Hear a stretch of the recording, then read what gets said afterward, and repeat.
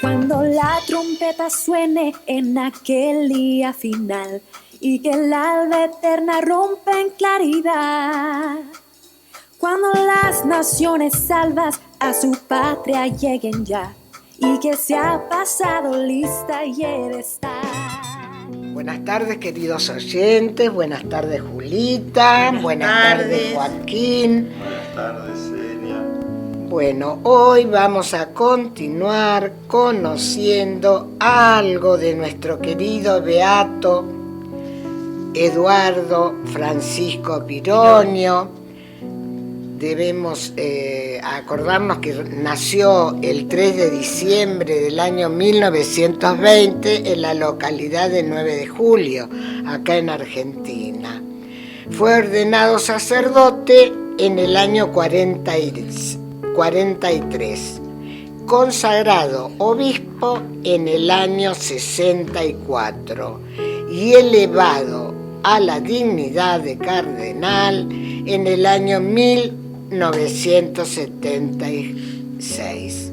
En la Argentina, recordemos que fue obispo auxiliar de La Plata, administrador apostólico de Avellaneda y Lanús, obispo de Mar del Plata, asesor general de la Acción Católica Argentina, rector del Seminario de Buenos Aires y decano de la Facultad de Teología de la UCA. Murió en Roma el 5 de febrero de 1998 y está sepultado en el santuario de Nuestra Señora de Luján, acá en Argentina. Bueno, hoy vamos a conocer un poco más del seminario en homenaje al cardenal Eduardo Pironio, que fue realizado en la ciudad de Buenos Aires del 5 al 7 de abril del año 1202, realizado por el Consejo Nacional de la Acción Católica Argentina. 2002. 2002. ¿Qué dije? 1202. No, del 2002, perdón. Mucho, ¿no? Iba a ser mucho. Sí. Bueno, la figura del cardenal Pironio actualmente es beato, que fue beatificado por el Papa Juan Pablo II el 3 de septiembre del año 2000. Bueno, continuamos conociendo algo más.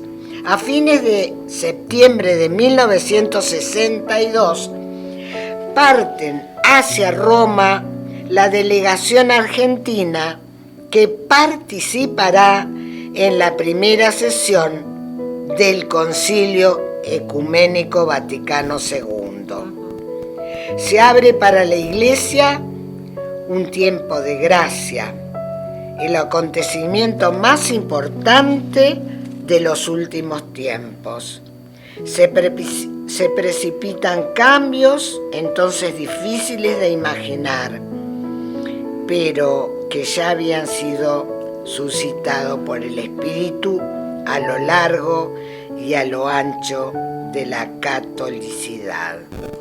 Eduardo Pironio forma parte como observador en esta sesión que se inauguró solemnemente el 11 de octubre y en cuyo discurso Juan 23 expresó: nuestro deber no se reduce únicamente a custodiar este tesoro, como si solo nos preocupásemos de la antigüedad, sino que debemos dedicarnos con voluntad y sin temor a la obra que exige nuestro tiempo, prosiguiendo así el camino que la Iglesia cumple desde hace 20 siglos. Por primera vez en siglos, La Iglesia se reunirá para examinarse, renovarse y autocomprenderse, no para condenar o sancionar. El Papa alenta una actitud de misericordia y compasión. Era el tiempo propicio. En una editorial, Monseñor Jorge Mejía definió el nuevo tiempo. Es a todas luces excesivo decir que la Iglesia contemporánea estuvo amordazada hasta Juan 23. Pero es verdad que la libertad para expresar lo antiguo en moldes nuevos y aún lo nuevo como tal no ha sido la característica de la vida eclesiástica en los últimos 50 años. Desde Roma, Eduardo Pironio escribía en las mismas páginas sus impresiones. Capta el paso que la Iglesia empieza a dar y aporta una matriz fundamental a las interpretaciones del momento. Dentro de muy pocos días estaremos en pleno concilio, decía. La expectativa del mundo se acrecienta y se intensifica la esperanza de la Iglesia. Algo nuevo sucederá en la historia, no sin embargo totalmente nuevo. Será la plena maduración de un proceso que ha venido apurándose bajo la acción del Espíritu de Dios en los últimos años.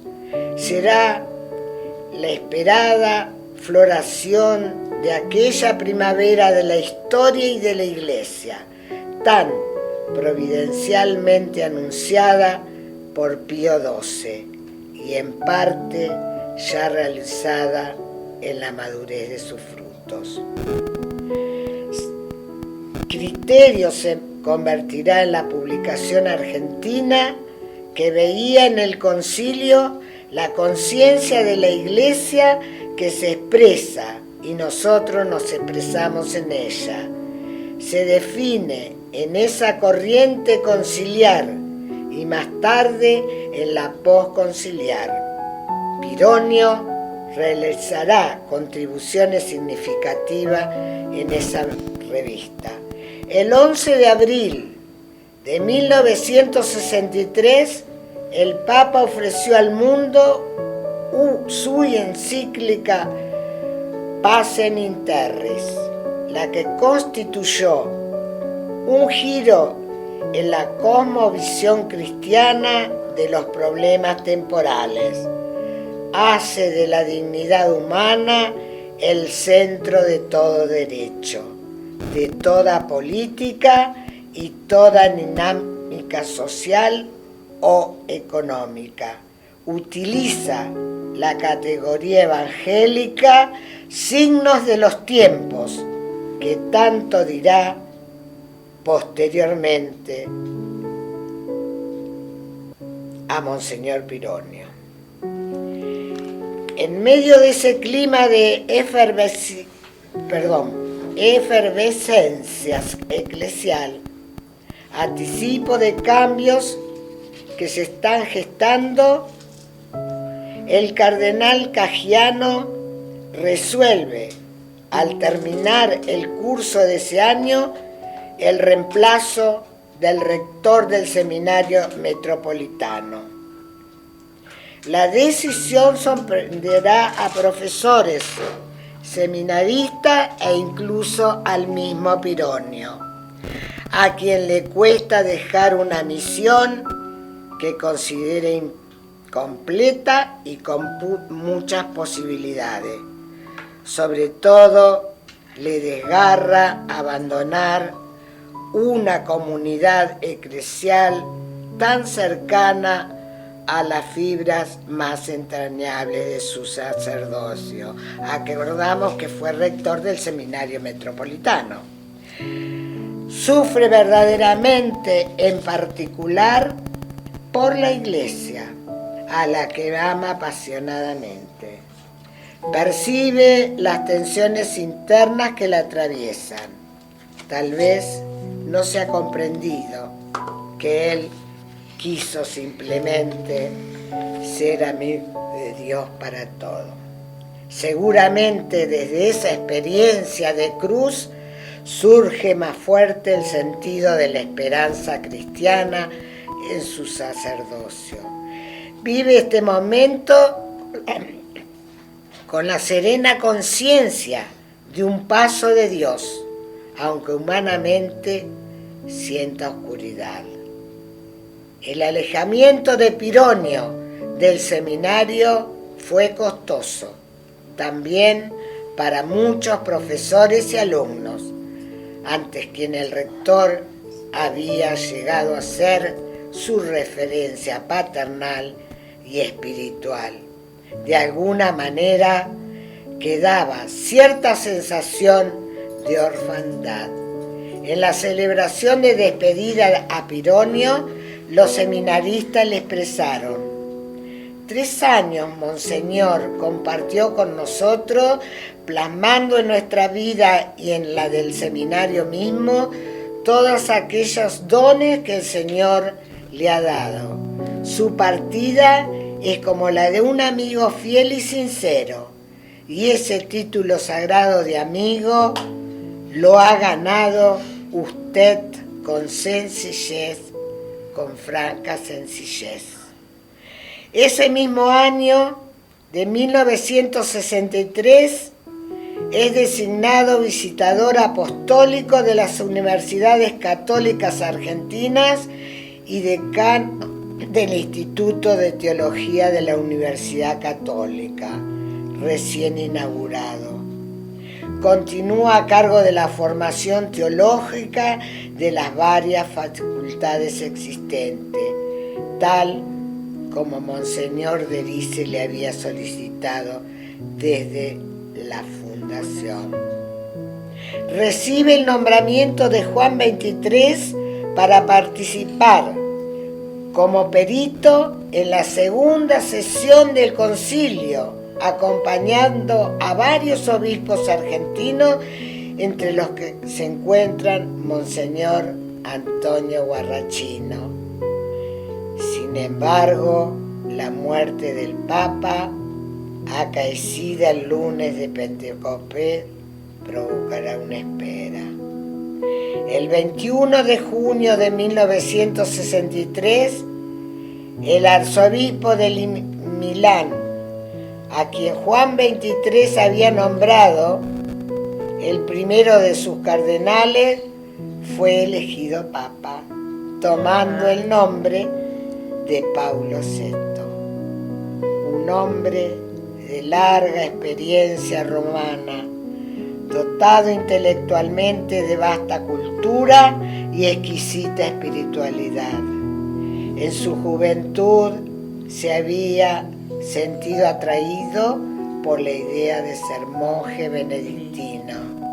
De inmediato se comprometió con la continuación del concilio. Hago mía la herencia de Juan XXIII de feliz memoria, convirtiéndola en programa para toda la Iglesia. Espectacular.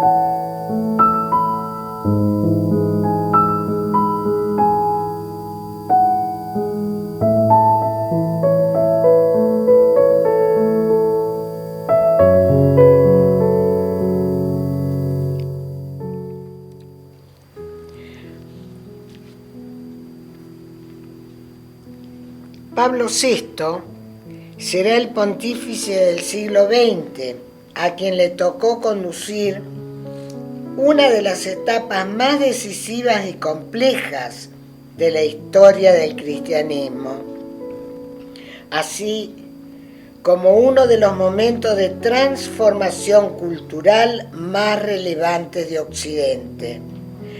Se concentraron en el período que duró su pontificado las reacciones e incluso las iras más potentes de los extremos eclesiales. Supo mantener la serenidad capaz de llevar a buen término el concilio, el diálogo con el mundo moderno en todas sus formas de expresión es sin duda la principal nota de su agudo pontificado. Escuchó las voces profundas del mundo, conoció las aspiraciones de sus pensadores, vibró con el arte contemporáneo, sintonizó con los deseos y las ideas de los jóvenes.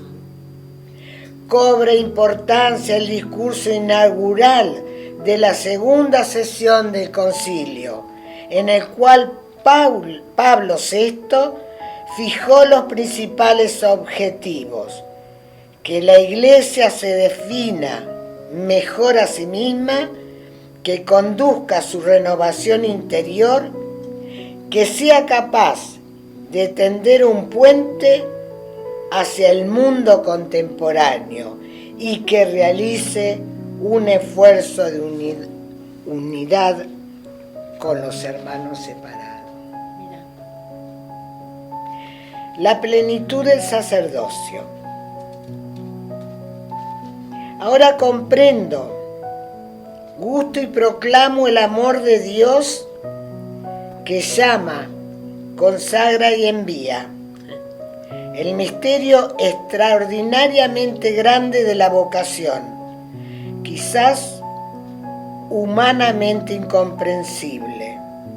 En mi caso, estas palabras tenían un sentido particularmente significativo y concreto. Antes de formarte en el seno de tu madre, yo te conocía. Yo te haré profeta de las naciones. No digas, soy demasiado joven, porque tú irás a donde yo te envíe y dirás todo lo que yo te ordene. Yo pongo mis palabras en tu boca. En la segunda mitad de marzo de 1964, Monseñor Mozzone, nuncio de su santidad, comunica al padre Pironio que el Papa Pablo VI ha querido elevarlo a la dignidad del episcopado y lo ha designado Arquidiócesis de La Plata. A los 43 años repasará su vida, tan misteriosamente conducida por el Padre, se sentirá pobre ante el ministerio al que es llamado y se inclinará en oración a los pies de la Madre de Jesús para pedir una vez más su protección. Decide como lema de su misión episcopal las palabras de San Pablo: Cristo entre ustedes, esperanza de la gloria. Quedará definido un programa de vida que marcará la plenitud de su sacerdocio.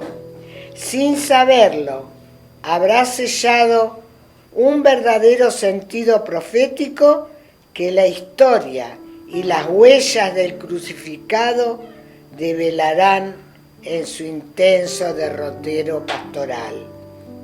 El 24 de marzo se comunica su nombramiento con el título de obispo de Cesarea Auxiliar de La Plata, siendo titular Monseñor Antonio Plaza. El 31 de mayo, fiesta de la Visitación de María, es ordenado obispo en la Basílica de Nuestra Señora de Luján, sagrado lugar que guardan los secretos más hondos de su vida. El consagrante es Monseñor Plaza y los consagrantes son los obispos Antonio Guarrachino y Tomé.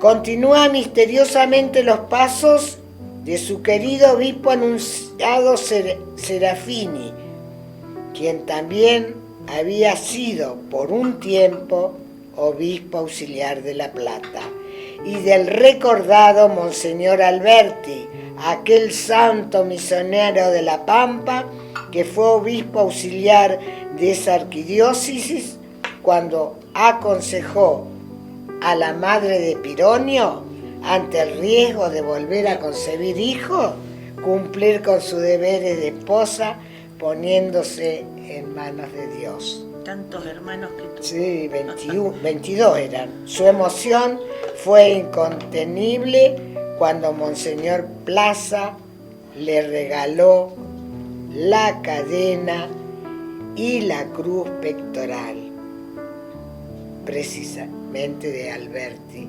Dice que le había aconsejado a la mamá. El 14 de junio de 1964 volví a La Plata, ahora como obispo auxiliar. Fueron años inolvidables, felices, de oración, de escucha, de servicio. Yo vivía cotidianamente la alegría de mi sacerdocio, a mi servicio humilde y sencillo, a los sacerdotes, a los seminaristas, a los religiosos y religiosas, a los laicos. Yo tuve la suerte de presenciar sus misas, pues ese año vine a estudiar a La Plata. Ay, qué hermoso, Celia, qué hermosa experiencia. Sí, así que lo llevo. Ay, qué lindo. Lo tengo bastante bien presente y esto me ayuda mucho a recordarlo con amor. Es un periodo intenso, tanto en la diócesis, que conoció durante su permanencia en el seminario, como a nivel nacional. Pertenece al servicio del obispo titular. Atiende las diversas realidades de aquella enorme porción de la Iglesia de La Plata y se aboca con particular cariño a los laicos de la Acción Católica, a quienes supo transmitir su amor incondicional por la Iglesia. Por esos años asumirá como su asesor nacional, sellará con su impronta a las generaciones de dirigentes laicos de todo el país. Es elegido por sus pares presidente de la Comisión de Fe y Ecumenismo de la Conferencia Episcopal Argentina y designado miembro del Secretariado para los No Creyentes, que acababa de constituir Pablo VI como signo del interés de observaciones no cristianas en el concilio. También había creado el Secretariado para las Iglesias Cristianas. Muchas de ellas apreciaban la invitación a participar de las sesiones, particularmente las iglesias ortodoxas. Ahí se incorpora todas las distintas iglesias, los distintos credos. Claro. Un nuevo rostro de la iglesia había comenzado a transparentar desde Juan 23. El concilio ecuménico se ofrecía la reconciliación para lograr la unidad de los cristianos. En contra de la oposición de muchos, no había vacilado en invitar a gente no católica. Había pedido perdón por el pasado. A juzgar por los resultados posteriores, hubo muchas respuestas, pero pocos a la altura de la generosidad que se había entregado entregado. El hermano Roger, de la comunidad de Taizé, quien participó en todas las sesiones del concilio y alentaba el camino abierto para la iglesia, expresaba, al concluir las últimas sesiones: una ola ecuménica suscita actualmente inmensas esperanzas. Dios no condena a nadie al inmovilismo. Él no cierra nunca los caminos, sino que siempre abre nuevas sendas, aunque a veces sean estrechas.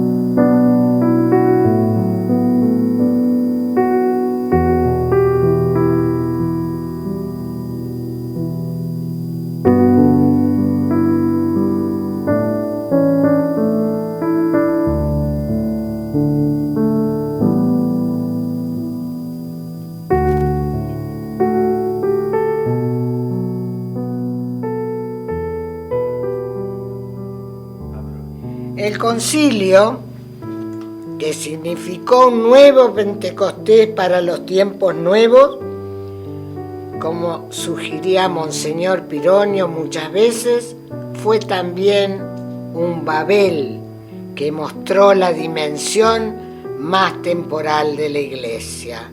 La grandeza y los inconvenientes se manifestaron al plantear los temas contenidos en las aspiraciones de muchos desde hacía varios años. La idea del pueblo de Dios, el ecumenismo, la colegialidad de los obispos y la corresponsabilidad, la relativa autonomía de las iglesias particulares, el lugar de los laicos y sobre todo de la mujer en la iglesia, la reforma de la liturgia, la inculturación del evangelio y los cambios en la propia estructura eclesial desataron las reacciones más contrapuestas.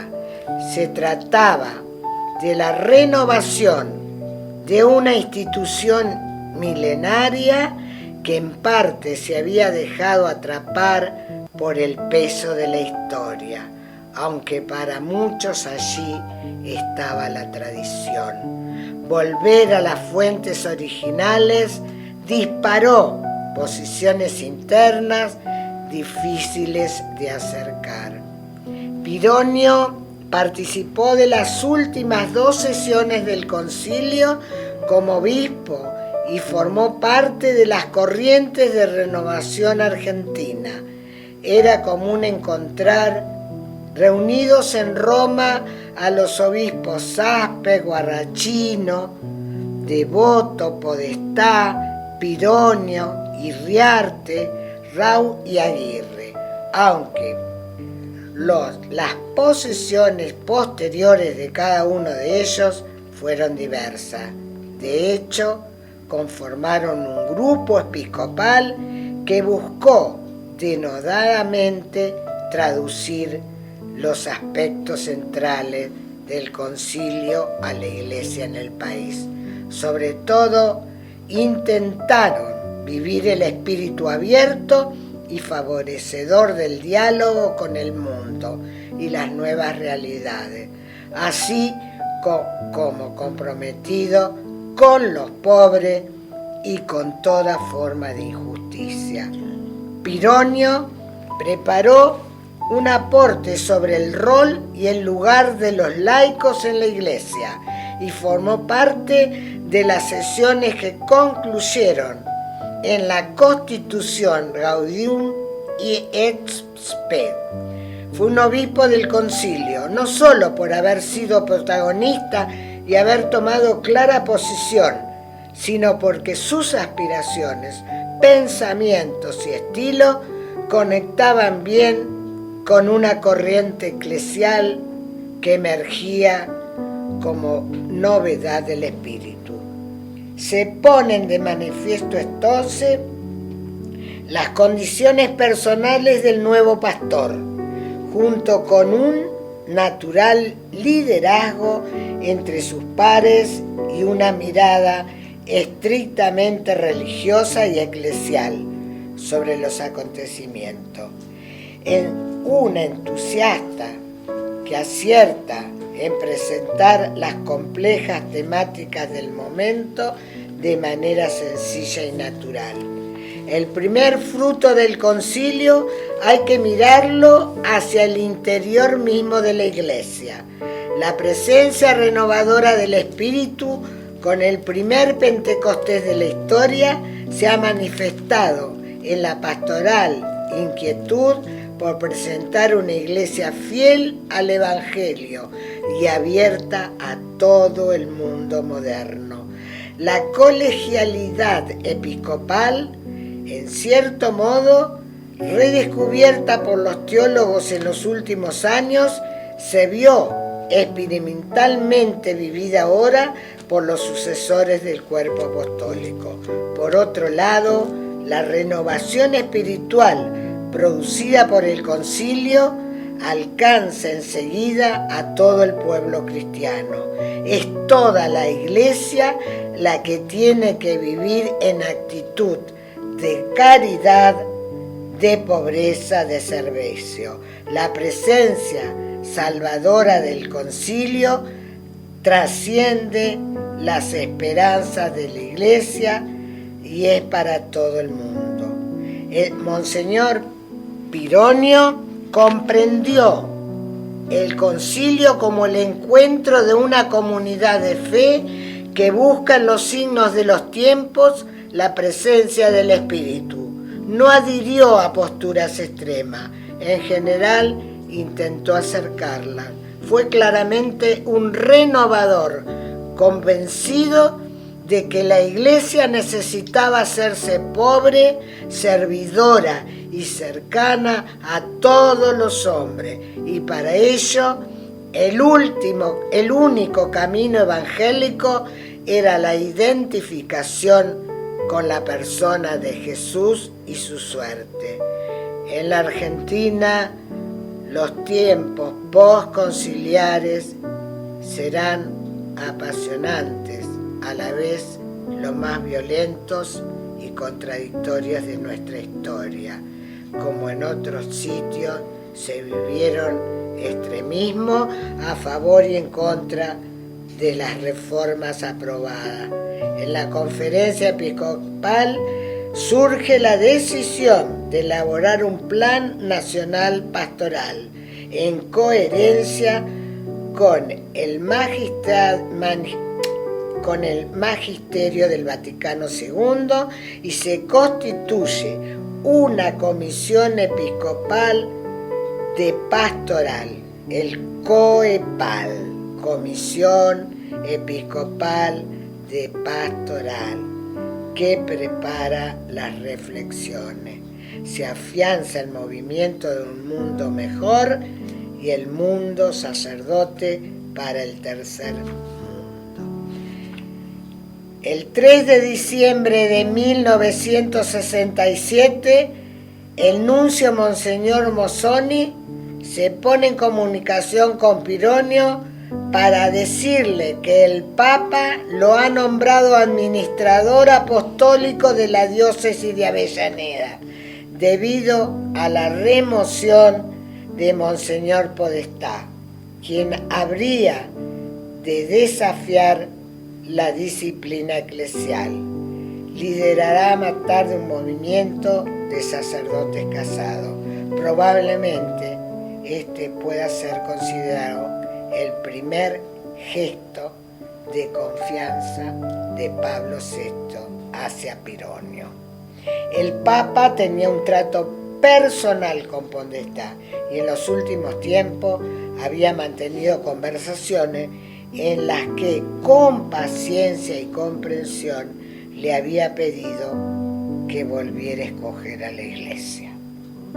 También Pironio mantenía una relación fraterna con el obispo saliente, de manera que el servicio se le pedía fue difícil en todo sentido. Podestá contaba con la diócesis con grupos de sacerdotes y fieles que adherían a su postura y se oponían a la intervención de la Santa Sede. De hecho, en un primer momento se intentó evitar la toma de posición de la diócesis. Pironio debió entrar por un acceso lateral del Colegio Sagrado Corazón, cuya capilla actuaba de templo pro-catedral, ya que estaba en construcción el definitivo, para evitar escenas que perturbaran el acto. Entre las pocas personas que lo acompañaban estaba el padre Lucio Gera. Si la injusticia y la violencia provocan rechazo en Monseñor Pironio, la fidelidad le causaba un profundo dolor por el amigo, por la diócesis, por la gente y por la Iglesia toda. Él, que experimentaba la fidelidad gratuita de Dios como un don preciado, no comprendía su negación.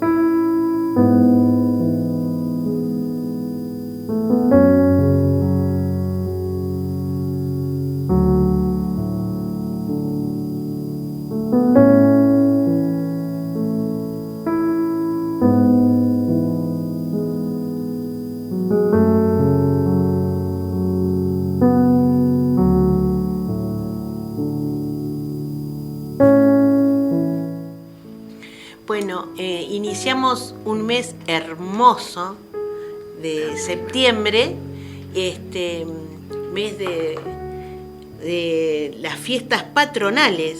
Les voy a enumerar todos los acontecimientos sin fecha porque debido al clima se tuvo que correr un poco. Pero va a haber, las actividades del mes van a ser, va a haber un taller de primeros auxilios de IRCP en el Parque San Martín.